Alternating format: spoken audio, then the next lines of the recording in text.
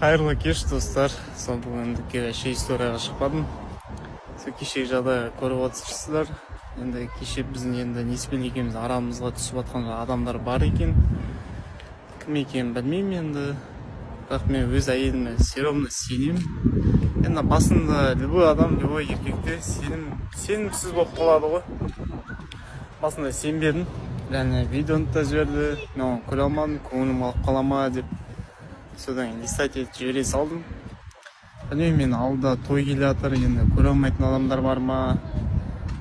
Үшін тойымызды арамызды кесіп, тойымызды бұзғысы келіп жатқан адамдар бар екен да.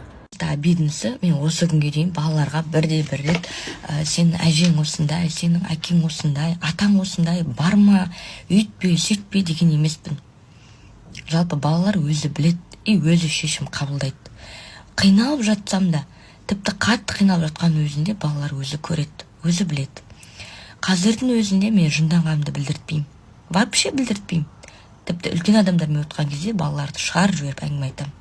Балалардың көзінше әңгіме айтпаймын ондай туралы. Жамандап, оларды әңгіме қылып, білдіртпеймін.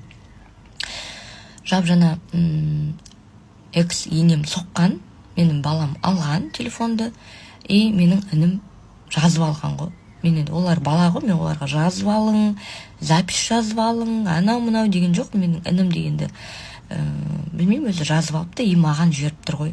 Ананы көріп вообще шок болдым. Енді шок боласыңдар. Енді мен таң қалмаймын, ондай адамдар екенін білемін ғой. Сіздер эфирден шықтық. Барлықтарыңызға рахмет, қолдап жатсыздар. Рахмет көп қолдап жатқан адамдарға. Слишком көп, енді барлығын салу мүмкін емес болып жатыр. Дайректіңізде толып кетті, енді салғанша салдым. Қалғандарыңызға былай алғысымды білдіріп жатырмын. Салмат демеңіздер, барлықтарыңызды көріп отырмыз, қолдауларыңызды көріп жатырмыз. Рахмет, біз сіздерді жақсы көреміз. Просто видите, ешқашан самооценканы түсірмеу керек. Маған бай керек емес деп айтудың қажеті жоқ. Хоть сен 3 балаң, хоть 4 балаң, хоть 5 балаң болсын, бірінші байда болмады ма, екінші байға тиюге де сен құқылысың, лайықтысың. Ешқандай салт дәстүр, анау не дейді, мынау не дейді деген әңгіме керек емес негізі. Өзіңнің бақытыңды қай жаста да тапсаң да ұят емес. Мысалы, 50-ге келіп 60-қа келіп тапсаң да ұят емес. Хотя бы ар жағындағы өмір қысқа ғой. Осы қысқа өмірде бақытты өзіңнің сүйген жарыңды тауып ары қарай өмір сүргенге не жетсін, Сондықтан да тек миларыңызды жақсы жаққа өзгертіңіздер дегім келеді. Мен бақыттымын, Аллаға шүкір, өзімнің сүйікті жарымды таптым, жолықтырдым, мені қалай бар солай қабылдады. Жаман зат ойлағым келмейді, жаман зат айтпаймын. Полностью мен өмірімді жаңа парақтан бастап жатырмын. Сондықтан лучше давайте жақсы сөздер айтайық, жақсы ниетте болайық.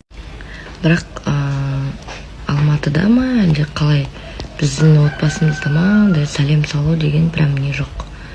Обязательно сәлем салу керексің деген дат жоқ. Мен кәдімгі ауызбен амандасам, бірақ иіліп сәлем етпейді екенмін. Бізде ондай жоқ екен. Сонысына қатты қуандым деймін ба?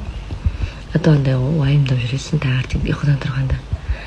Бетіме қашан қарайды, бетіме қашан қарайды деп сәлем етуге дайын етіп тұрасың деген сияқты. Енді осы қайыққа түстім, сол жақтың салт дәстүрімен жүрем ғой енді. Мысалы біздің Маңғыстауда сәлем етесің. Даже сәлем еткен кезде де дұрыс сәлеміңізді де алмай жатады ғой, бір кейде бір. Жаман да сондай кездері. Сондықтан осы жақтың затына көнеміз, қандай болса солай жасауға тырысамыз. Но сәлем салмайды екенмін. Тек ауызбен амандасып